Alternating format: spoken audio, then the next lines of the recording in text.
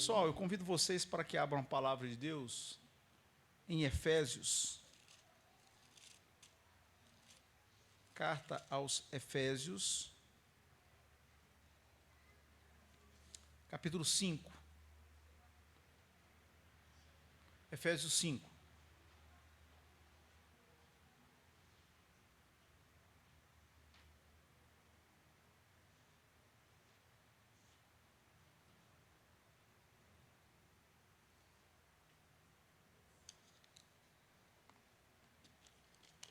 Nós vamos ler a partir do versículo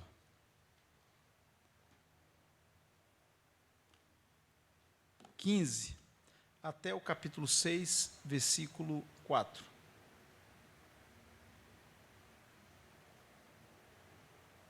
O tema dessa manhã é conexão.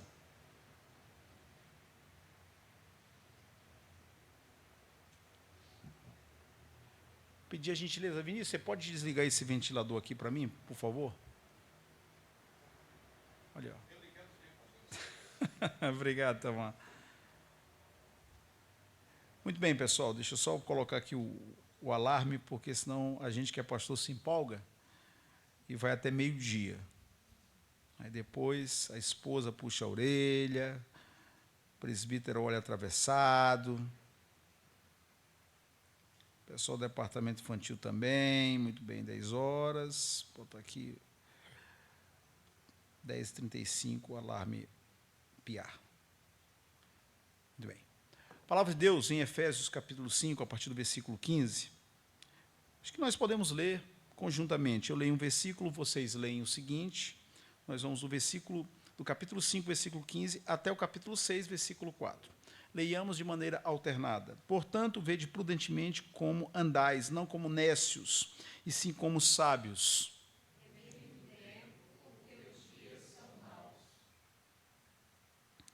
Por esta razão não vos torneis insensatos, mas procurai compreender qual a vontade do Senhor.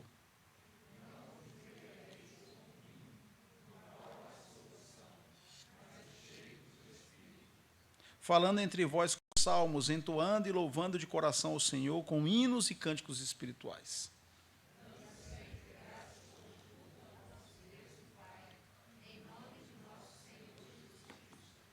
Sujeitando-vos uns aos outros no temor de Cristo.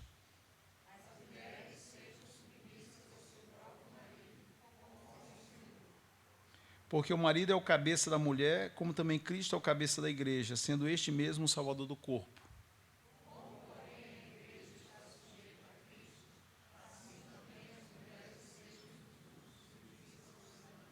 Maridos, amai vossa mulher, como também Cristo amou a igreja e a si mesmo se entregou por ela.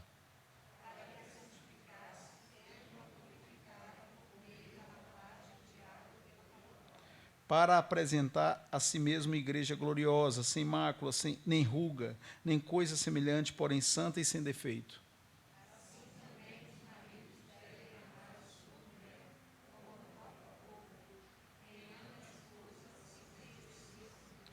Porque ninguém jamais odiou a própria carne, antes a alimenta e dela cuida, como também Cristo o faz com a igreja. Eis porque deixará o homem a seu pai e a sua mãe, e se unirá à sua mulher, e se tornarão os dois uma só carne.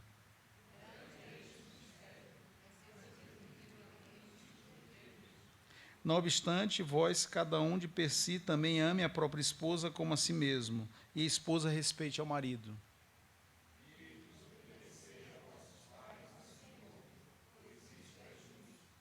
Honra teu pai e a tua mãe, que é o primeiro mandamento com promessa.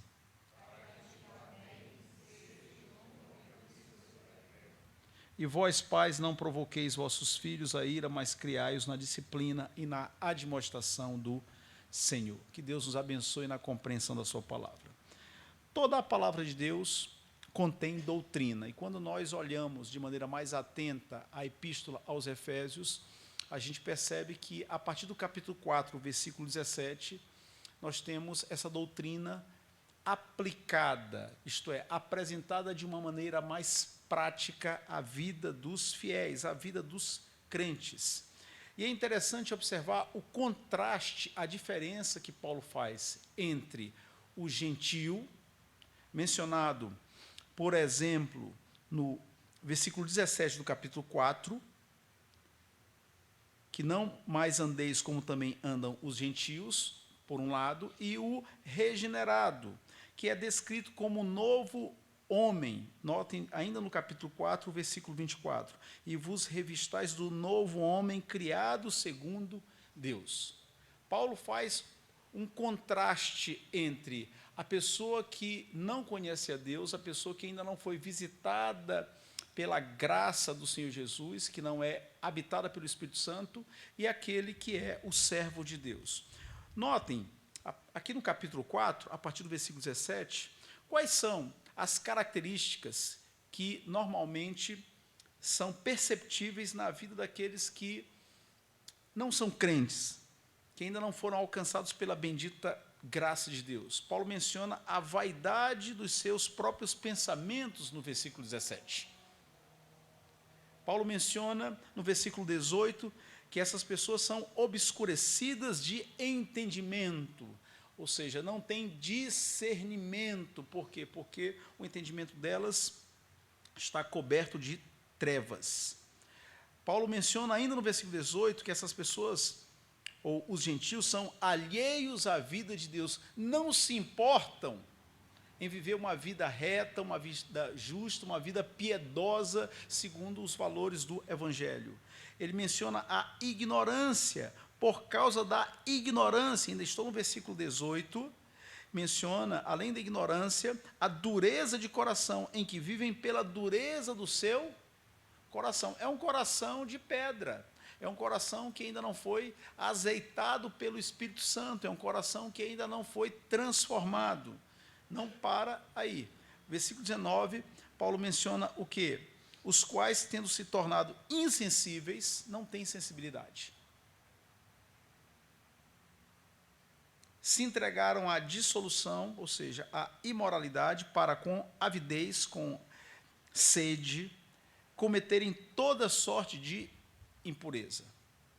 E ainda menciona no versículo 22 que os gentios, certo, o velho homem, que se corrompe, segundo a parte do versículo 22, segundo as concupiscências do engano, segundo os desejos da sua carnalidade, da sua pecaminosidade. Isso por um lado. Esse é o estilo de vida, ou essas são as coisas que normalmente a gente percebe em maior ou menor escala na vida daqueles que necessitam de Cristo. Em relação àqueles que já foram visitados pela bendita graça, é a outra coluna, notem que Paulo menciona que os crentes, aqueles que foram alcançados pelo Senhor, eles devem viver segundo é a verdade em Jesus, aparece aqui no versículo 21 do próprio capítulo 4. Que o entendimento deles, no versículo 23, se renova, e vos renoveis no espírito do vosso entendimento. É interessante isso, porque na medida em que nós vamos conhecendo mais do Evangelho, vamos amadurecendo na fé, Jesus Cristo vai ficando mais nítido na nossa pessoa e a gente vai tendo o nosso entendimento renovado, transformado. Paulo fala de uma nova identidade, ele fala de revestimento no versículo 24. E vos revistais do novo homem, isto é, da nova natureza, criado segundo Deus, esse novo homem, em justiça e retidão procedentes da verdade. E como se tudo isso não fosse suficiente, no versículo 28, Paulo diz, aquele que furtava, não furte mais, antes trabalhe. O servo de Deus é um trabalhador, ele não é preguiçoso, ele não é indolente, ele não quer viver à base dos outros, na dependência dos outros. Ele não somente é trabalhador, como ele também pratica a caridade, ele tem satisfação em compartilhar, em ajudar as pessoas. Por quê? Porque o mesmo versículo 28 diz, fazendo com as próprias mãos o que é bom, para que tenha com que acudir ao necessitado. Então, Paulo faz esse contraste entre o gentio, aquele que não é crente, que não foi visitado pela bendita graça, e aquele que tem sido uma nova pessoa pela graça do Senhor. Frente a esse contraste, o texto bíblico apresenta, na sequência, a instituição mais importante criada por Deus. Aquela que é a mãe da sociedade, a base da igreja e o berço da humanidade, a família. A família é o núcleo mais básico das relações interpessoais. A primeira escola em que somos matriculados. O ambiente onde experimentamos as maiores alegrias e, tristemente, às vezes, onde sentimos as dores mais intensas. Se o beijo, o abraço, o afago dos nossos familiares, se essas coisas lubrificam o coração, por outro lado, as críticas, a indiferença e o olhar irado deles são capazes de ferir nossa alma. Normalmente, na nossa vida, as pancadas que mais doem são aquelas impetradas, levadas a termo pelas pessoas que nos são mais caras, pelas pessoas que são mais próximas a nós. Então, Paulo, ele apresenta a família, e após dizer que devemos nos sujeitar uns aos outros, versículo 21 do capítulo 5, sujeitando-vos uns aos outros no temor de Cristo. O que Paulo aqui comenta, inspirado por Deus? Ele fala das mulheres, a partir do versículo 22, das esposas. A partir do versículo 25, ele fala dos maridos. Ele diz que essa relação, na realidade, é o reflexo de uma relação mais profunda, que é a relação entre Cristo e a igreja. Então, o casamento é uma instituição divina, e o casamento, quando é vivenciado, quando a locomotiva anda nos trilhos que o Senhor preparou, é uma bonita, didática e inspiradora imagem da relação entre Cristo e a igreja, porque o texto diz no versículo 32 do capítulo 5, grande é este mistério, mas eu me refiro a Cristo e à igreja. Então, aqueles que são casados, e vários aqui são casados, sabem que, de fato, existem coisas na relação conjugal que são misteriosas para os demais, que são próprias do marido e da esposa. Aqueles que estiveram outro dia lá na casa do Rodrigo da Fran, né, teve um momento em que, no Gold, houve um quebra-gelo. E aí foi solicitado a cada casal, né, contar, compartilhar uma experiência engraçada, interessante, inusitada, que cada casal havia vivenciado. E quando eu falei assim para a Carla, ou quando eu disse do México, ela falou, não fale isso. Nem pense pela sua cabeça em falar o que nos aconteceu no México. Quando a gente teve a oportunidade de fazer uma viagem, né, antes das crianças chegarem. Não é? Então, aquela levantada de dedo, aquele olhar já me enquadrou. A língua coçou. Mas, por se tratar de uma instituição divina, o casamento, a gente o quê? Obedece à esposa, claro. Não é não, minha irmã Shirley? Muito bem. Então, Paulo menciona as esposas, menciona os maridos e menciona os filhos. Capítulo 6, versículo 1. Filhos, obedecei a vossos pais no Senhor, e também descreve os maridos e as mulheres na condição de pais. Versículo 4 do capítulo 6. E vós, pais, não provoquei vossos filhos a ira, mas criai-os na disciplina e na admoestação do Senhor. Muito bem, meus irmãos. É interessante que a expressão no temor de Cristo, que ele menciona aqui no capítulo 5, versículo 21, sugere, por um lado, nossa conexão com Deus. Porque nós devemos nos sujeitar uns aos outros no temor de Cristo, que é o próprio Deus. Ao mesmo tempo, e por outro lado, quando o texto menciona esposas, maridos e filhos, o texto evidencia nossa conexão com as pessoas no seio familiar. Em outras palavras, é como o cabo que conecta a fonte de energia ao eletrodoméstico. Se o cabo não estiver conectado à fonte, o aparelho não funciona. Se a fonte e o aparelho tiverem voltagens diferentes, olha a expressão vai acontecer com a gente aquilo que aconteceu comigo uma vez, quando eu morava em São Paulo, solteiro ainda, eu enfiei o cabo do microsystem, já ouviram falar nesse objeto da época dos dinossauros, microsystem. Eu enfiei o cabo do microsystem numa tomada 220 e a voltagem dele era 110. Eu só vi o barulho, puf, e a fumacinha saindo da tomada. Queimei o microsystem. Então, é necessário que estejamos conectados com Deus para que a nossa conexão com as pessoas flua de maneira que agrada ao Senhor. Para que os relacionamentos sejam agraciados, sejam temperados, sejam em amor. Hoje vamos meditar sobre a conexão com Deus e com as pessoas. Porém, antes disso, o texto bíblico nos apresenta a necessidade de outro tipo de conexão, a conexão com o nosso tempo. É por isso que no capítulo 5, nos versículos 15 e 16, nós lemos: portanto, vede prudentemente como andais, não como nécios são ignorantes, e sim como sábios, remindo o tempo, porque os dias são maus.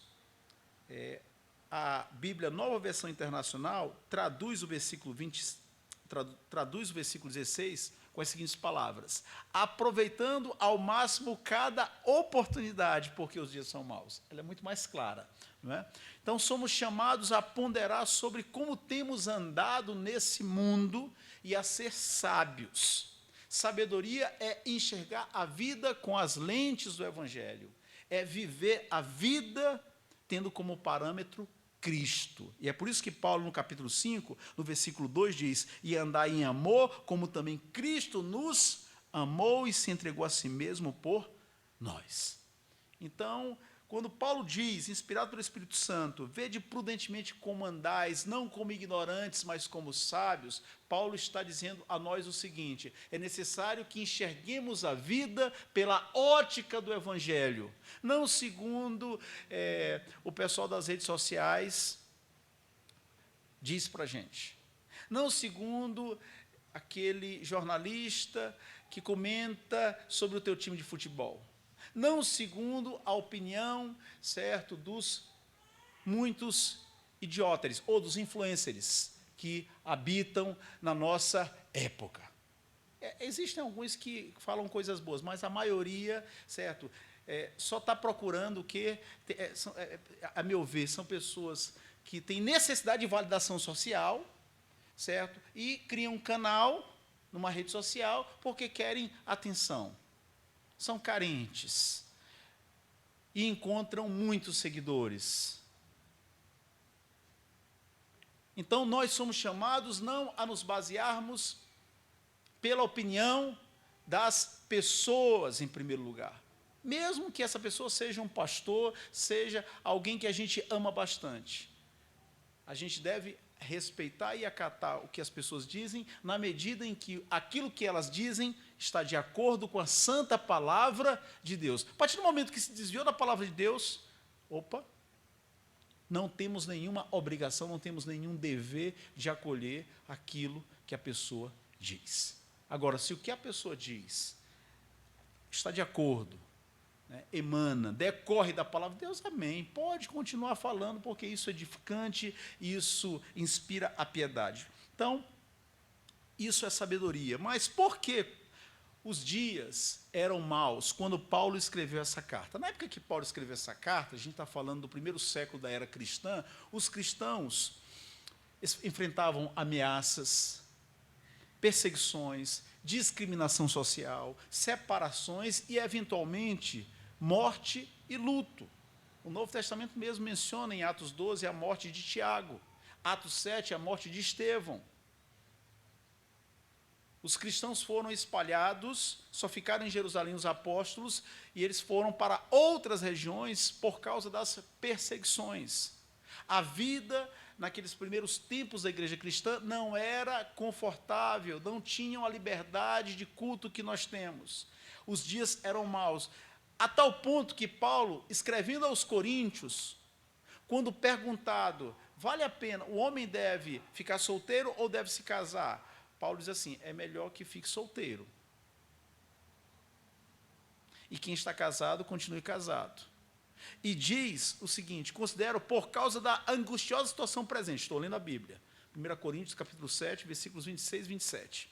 Considero, por causa da angustiosa situação presente, ser bom para o homem permanecer assim como está. Ou seja, se está solteiro, não se case.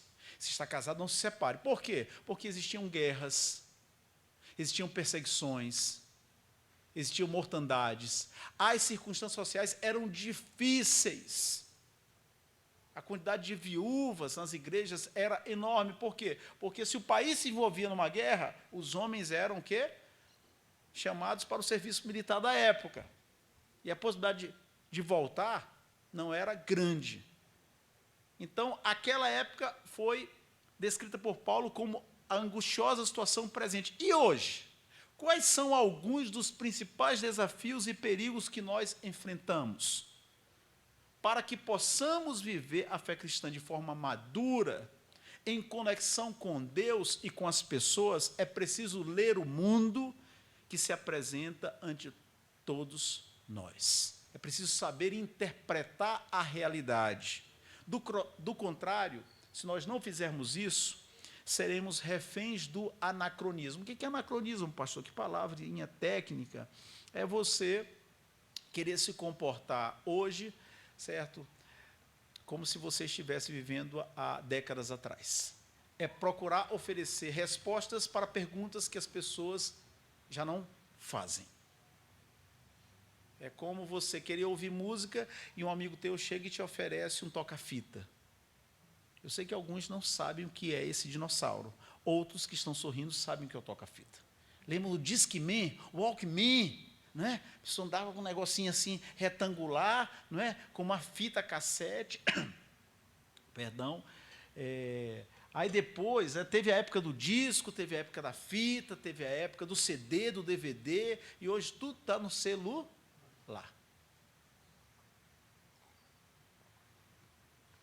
Então, nós devemos evitar o perigo de enxergar a vida e de primar, valorizar uma postura, um comportamento que destoa das necessidades e circunstâncias atuais. Portanto, em conexão com o nosso tempo, isto é, buscando ser sábios, precisamos entender alguns processos próprios de nossa época. Eu vou mencionar apenas 3 deles. Secularização. O que é o processo de secularização? Tem a ver com a descristianização da sociedade. O mundo ocidental, ele foi forjado pelos valores cristãos. A ideia de casamento entre homem e mulher, a ideia de família, os filhos são bênção, a ideia da autoridade da igreja, porque expunha a palavra de Deus. A sociedade ocidental foi forjada sobre esses valores.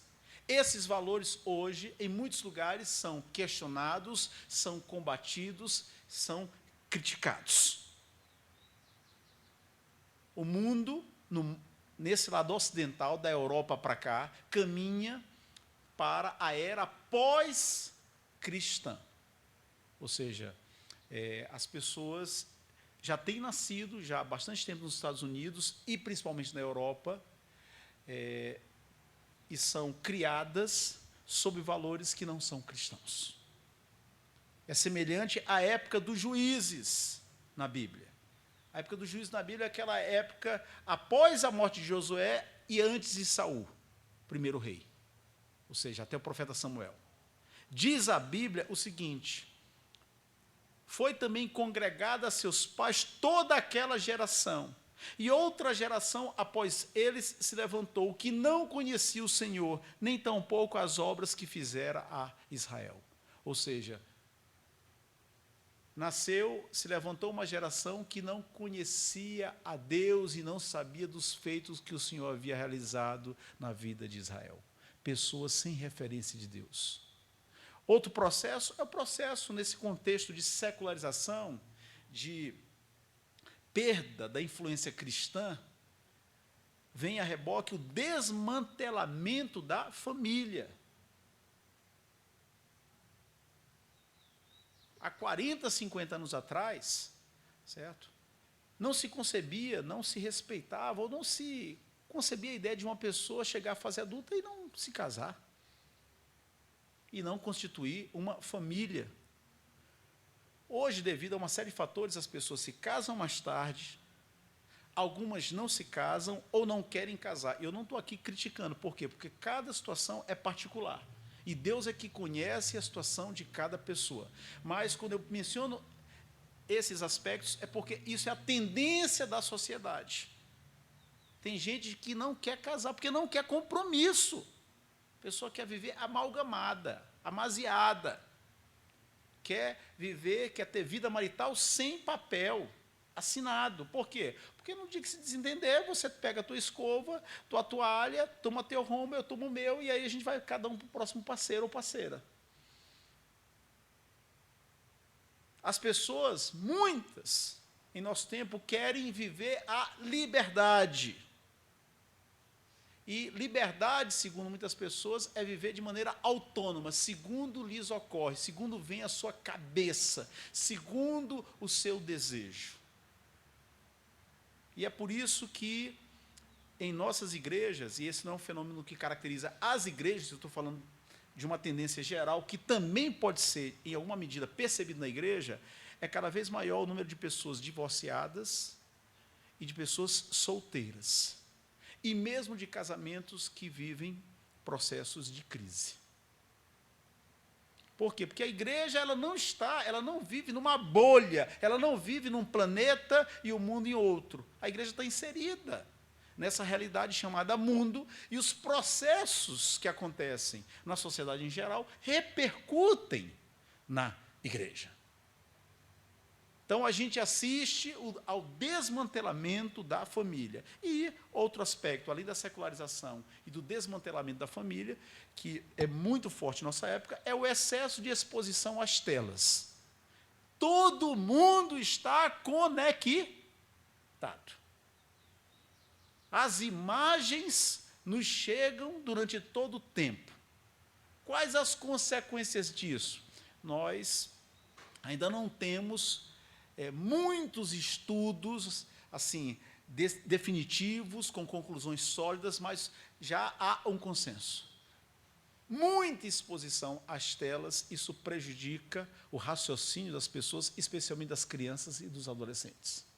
Uma coisa, eu não tenho a menor dúvida, nunca tendo estudado o assunto. Tem gente que está cada vez mais bicho. Pastor, a que isso se refere? Tem gente que desaprendeu a conversar. A pessoa não consegue se socializar. Por quê? Porque ela parece um androide, parece um robô. Só funciona aqui, ó. Vocês já viram alguém assim? Certo? Então, a gente tem que entender que essa é uma tendência da nossa época, não para aceitar, mas para nos prevenir. Não dá para viver desligado, desconectado. Quem nunca fez um Pix? Quem aí não é beneficiado pelos grupos de WhatsApp, às vezes, até para situações da igreja, do trabalho? É claro que, às vezes, essas coisas são usadas de uma maneira indevida, mas todos nós estamos inseridos. Não tem, pastor, eu não gosto, não adianta, não é questão de gostar, é a onda. A onda não deixa ninguém de fora. Contudo, a gente tem que saber usar esses recursos com sabedoria e não de forma imprudente, insensata. Então, primeira conexão que o texto aqui nos convida a ter ou a observar é a conexão com o nosso tempo, com a nossa época. Remindo o tempo porque os dias são maus.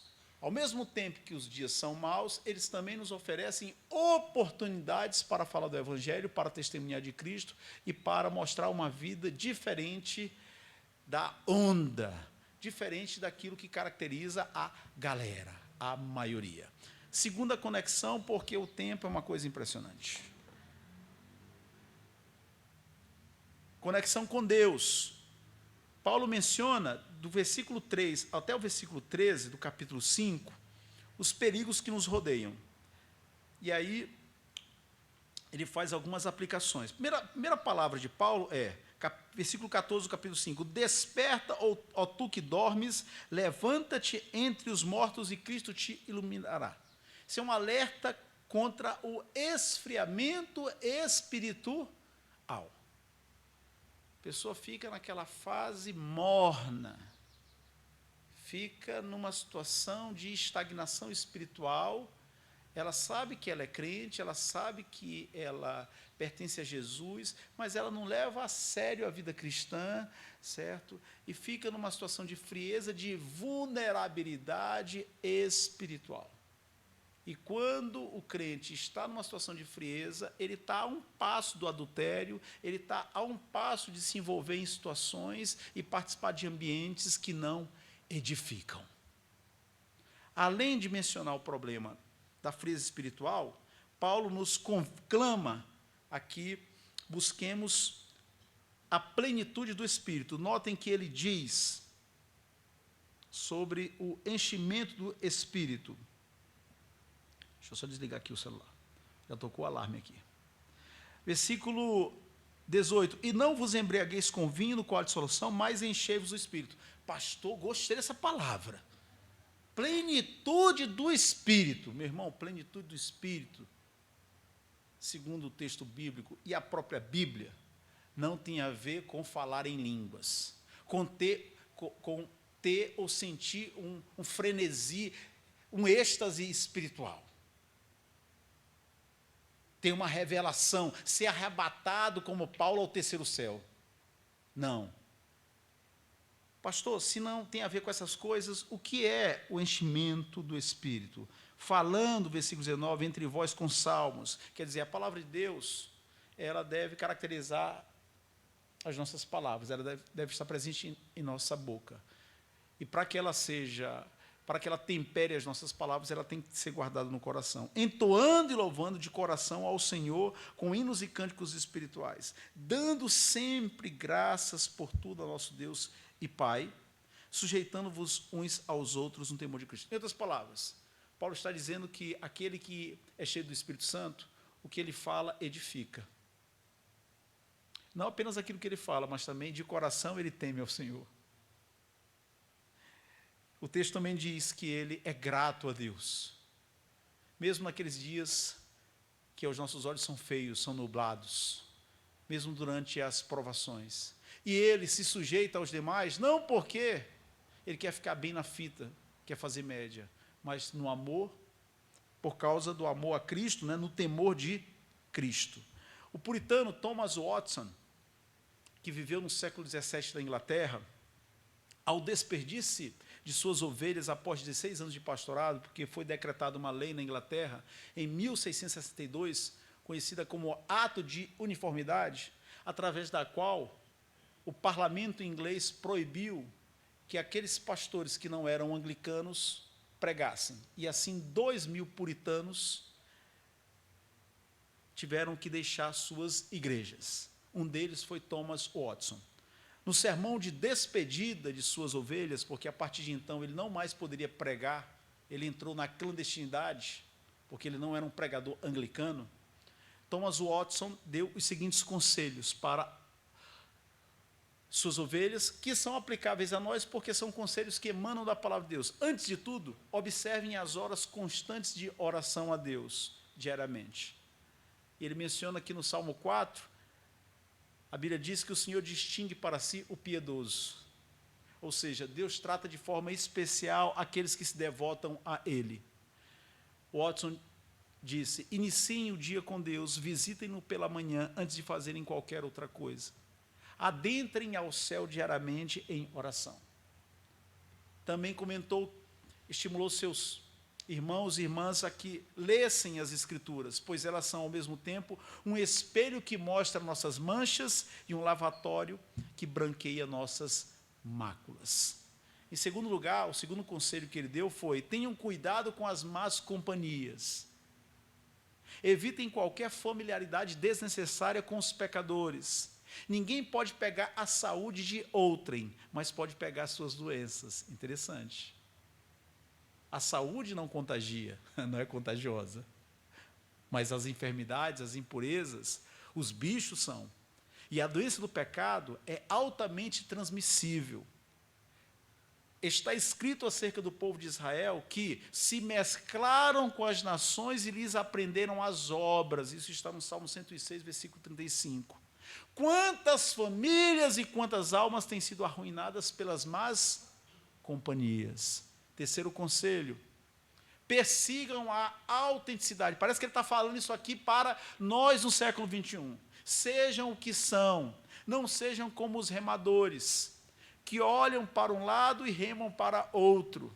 Não olhem para o céu com suas palavras de fé, para então remarem em direção ao inferno com suas ações. Não finjam ter o amor de Deus ao mesmo tempo que amam o pecado. Que o nosso coração seja reto perante o Senhor. Quanto mais simples é o diamante, tanto mais precioso ele é. Quanto mais puro é o coração, maior é o valor que Deus dá a essa joia. O salmista disse sobre Deus: eis que te comprazes na verdade no íntimo. Salmo 51, versículo 6. Em outras palavras, evitem jogar para a galera, aparentar o que vocês não são. Há poucos dias eu e Carla tomamos conhecimento sem procurar, sem ir atrás, isso nos chegou por acaso, de um casal que é muito ativo nas redes sociais. Esse irmão, às vezes, em um único dia, ele posta 3, 4 vezes no Instagram dele. E o que chegou ao nosso conhecimento é que uma pessoa que frequenta aquela casa já não quer mais frequentar, porque vê situações que não são agradáveis.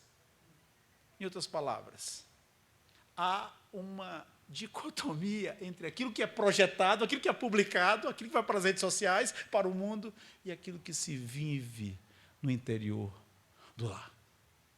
É por isso que o Watson, que viveu numa época que não havia redes sociais, nos conclama a perseguir a autenticidade, a viver uma vida mesmo simples, irmãos. Quarto conselho: reúnam-se sempre que possível com o povo de Deus. As ovelhas de Cristo devem andar juntas, só assim serão um rebanho, assim um crente ajudará a aquecer ao outro. Um conselho sábio pode fazer tanto bem quanto uma pregação. Lemos em Malaquias: então os que temiam ao Senhor falavam uns aos outros. Os biólogos já notaram que há certa simpatia entre as plantas. Algumas produzem melhor quando crescem perto de outras plantas. Semelhantemente, isso é verdadeiro no terreno espiritual. Os crentes são como árvores de santidade. Desenvolvem-se melhor na piedade quando crescem juntos. Quinto e último conselho: confortem-se com as promessas de Deus. Confortem-se e consolem-se. Por quê? As promessas são grandes suportes para a fé, pois a fé se alimenta, pois a fé vive nas promessas do mesmo modo que o peixe vive na água. As promessas de Deus são boias que nos impedem de afundar quando entramos nas águas da aflição. As promessas são doces cachos de uvas produzidos por Cristo, a videira verdadeira. Pensai nas coisas lá do alto, afirma Paulo. Podemos ver o reflexo da lua na superfície da água, mas ela mesma está acima, no firmamento. Assim também, ainda que o crente esteja aqui embaixo, o seu coração deve estar fixado nas glórias do alto. Irmãos, em conclusão, se estivermos conectados com Deus, a conexão com as pessoas se tornará possível e abençoada. O último tópico, e aqui eu vou ter que ser muito curto, eu vou ter que correr contra o tempo. Já falamos sobre a conexão com o tempo, saber ler e interpretar nossa época, para não entrar na onda da maioria, da galera. Segundo aspecto que comentamos, conexão com Deus, buscar a plenitude do Espírito Santo. Terceiro aspecto, conexão com as pessoas, porque o texto menciona esposas, maridos e filhos. Então, eu termino fazendo as seguintes ponderações sobre a necessária conexão com as pessoas, porque não tem como viver nesse mundo sem se relacionar. Sabe? Assistiu aquele filme O Náufrago? Não é? Quantos aqui já viveram uma experiência semelhante de viver numa ilha sozinhos? Ninguém. Ela é interessante. Acontece uma vez a cada 1 bilhão de pessoas. O normal é que a gente tenha que se relacionar com o irmão, com a irmã, com o marido, com os avós, às vezes, com os sogros. É a dinâmica da vida. Então, o que a gente pode dizer no que diz respeito à conexão com as pessoas? Casem-se nos termos da aliança. Aqui há alguns solteiros, alguns que ainda não assinaram o papel. Case-se no Senhor. Pastor, desculpa, mas eu já sou casado. Então, viva nos termos da aliança. Aqui, nesse capítulo 5, na segunda parte, Paulo mostra como as mulheres devem tratar os esposos e os esposos como devem tratar as mulheres, como Cristo amou e ama a igreja. Pastor, desculpa, pastor, mas eu casei com uma pessoa que não é crente. Então, seja um missionário ou uma missionária. Mostre ao seu cônjuge Cristo em sua vida. Seja a Bíblia ilustrada para essa pessoa. Se você tem filhos, veja-os como herança do Senhor e prepare-os para a vida. Não pode ser aquele menino ou menina que vive aqui na barra da saia da mãe, que não sabe se comportar com outras crianças da sua idade ou adolescentes quando está distante dos pais. Prepare seus filhos para a vida. Ensine-o a dobrar a roupa, ensine-o a guardar os brinquedos. E na medida que a idade for permitindo, bota para lavar banheiro. Ou bota para molhar as plantas, divida a tarefa do lar, prepare essa criança, prepare esse rapaz, prepare essa moça para a vida. Ensine-o, se possível, a fritar um ovo, a não morrer de fome. Eu, quando saí de casa, eu não sabia, certo? Costurar um botão na camisa. Não é porque eu tive vida fácil, não. Porque lá em casa era comércio, eu era o filho mais velho, dos 8 aos 18 eu trabalhei no comércio. Mas como eu senti falta desse aprendizado de saber costurar um botão. Depois, saí de casa, não tomei vergonha na cara e até hoje não sei costurar um botão numa camisa. É a minha esposa que faz isso. Então eu não sou exemplo nesse sentido, mas você não imite o pastor nessa área. Aprenda, mas eu aprendi a cozinhar. Eu não convido ninguém para comer minha comida. Mas de fome eu não morro. Certo? Mas vocês já entenderam onde eu quero chegar. Tem pais? Se você ainda tem os seus pais vivos, honre-os, respeite-os. Mesmo que você torça por um time de futebol diferente do dele. Lá em casa eu sou ovelha negra da família. Todo mundo torce, não vou nem dizer o nome do time, que eu não gosto de ouvir essa palavra. Certo? Quando meu time perde, todo mundo vai à glória. Mas também quando ganha, aguenta, meu amigo. Já foi assim, não é mais não, viu, gente? Ame seus pais, honre-os, porque um dia você desejará abraçá-los e não vai ter mais essa oportunidade. Entre as causas mais comuns de crises e divórcios no Brasil, não estou falando da igreja, estou falando do que os números e os estudiosos, às vezes advogados, às vezes psicólogos, pontuam, estão problemas de comunicação. Sabe quando você liga o rádio, alguém ainda liga rádio hoje? Certo? E você busca ali aquela frequência correta, enquanto você não encontra a frequência correta, é aquela chiadeira. Então, problemas de comunicação. Outra causa muito comum, infidelidade. outro aspecto que dificulta a vida de muitas famílias, criação de filhos. E outra, o cascalho, questões financeiras.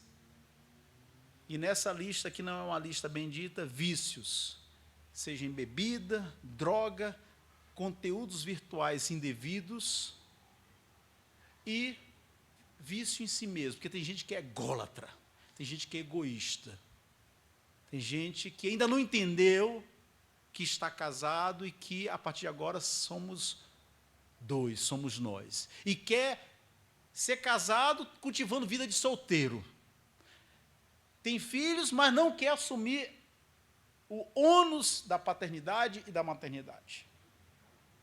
Irmãos, para que nós não engordemos, engrossemos as estatísticas dos divórcios e dos lares quebrados em nosso país, o texto aqui bíblico, a partir do versículo 22, nos apresenta 5 verbos. Eu só vou mencioná-los. Amar. Maridos, amai vossa mulher, como também Cristo amou a igreja. Primeira parte do versículo 25. No mesmo versículo 25, entregar. E a si mesmo se entregou por ela. Outros 2 verbos. Versículo 26, santificar e purificar, para que a santificasse, tendo-a purificado por meio da lavagem de água pela palavra.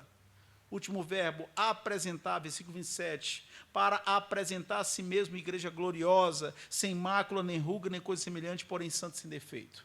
Amar é uma decisão, amar não é simplesmente sentimento, não caia nesse conto que o cinema de Hollywood colocou na nossa cabeça que amar é sentir. Fábio Júnior acredita que amar é sentir, ele já está no 8º casamento.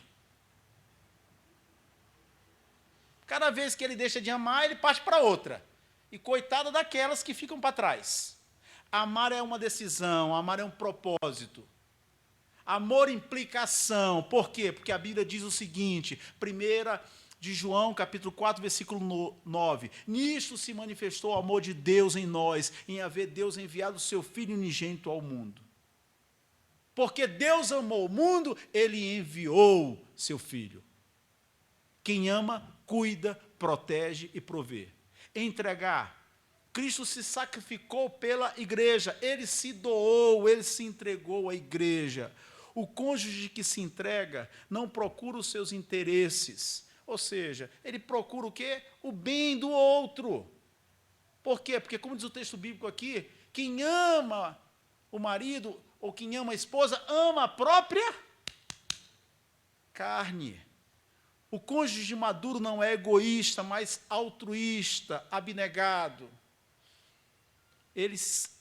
Os outros 2 verbos, santificar e purificar. O cônjuge deve aproximar sua outra metade de Deus, atuar em benefício de seu crescimento espiritual. Cuidado com os lugares para os quais você leva sua esposa e seus filhos. Você deve trabalhar em casa e fora da sua casa para que o seu cônjuge, para que os seus filhos sejam edificados, para que eles cresçam na fé, cresçam no amor a Jesus. Muito cuidado com os ambientes, com as pessoas. E, por fim, o texto já menciona apresentar. O cônjuge sábio tem prazer e atua para ver sua metade bem consigo mesma, bonita, plena de vida e graça, realizada e cheia de vida. Mete a mão no bolso e paga um salão de beleza para a esposa. Minha esposa está fazendo assim. Eu recebo pela fé, tua cabeça curvada. Né? Ajuda no bem-estar, no cuidado. A esposa pediu, né? Eu tenho dificuldade em dar alguns presentes. Então, eu falei assim, né, já o 7º ano de casamento, 7º ano, né?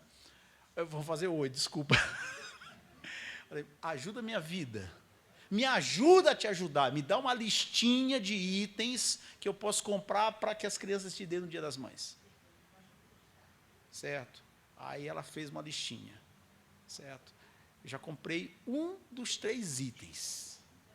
Porque na loja de um boticário não havia a outra parte.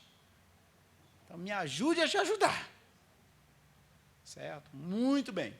Então, a gente termina. Pastor, o senhor está prometendo terminar faz um tempão. Certo? E sobre os filhos? Pastor, você falou de casamento. E sobre os filhos? Pais, A melhor forma de educar os filhos é vivendo o evangelho entre vocês. Essa é a maior escola, esse é o maior exemplo que nós podemos dar.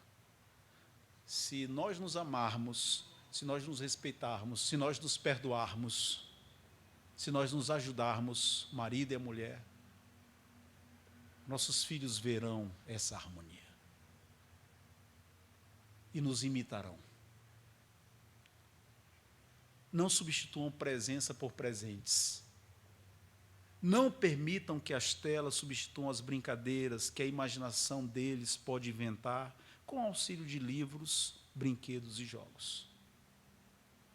Hoje, celular na mão de criança e de adolescente parece chiclete.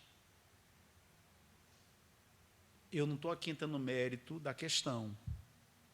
O que isso se refere? Não estou aqui mandando indireta para ninguém. Só quero te dizer para você ter cuidado. Você tem que preparar teu filho para a vida e não para viver diante da tela. Tem crianças, adolescentes e adultos que já não sabem socializar. Por quê? Porque é que nem a historinha que outro dia foi lida para nossos filhos, né, de um livrinho que eles trouxeram do colégio, eu acho, né, a criança da cabeça quadrada. Por que cabeça quadrada? Porque a cabeça seria até cabeça retangular, né? É do formato do celular ou do tablet.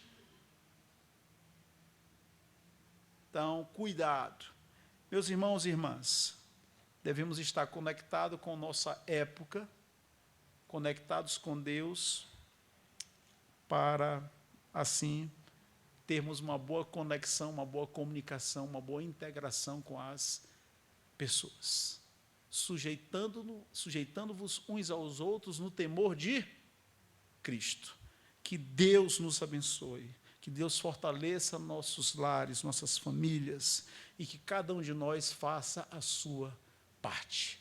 Obedeça.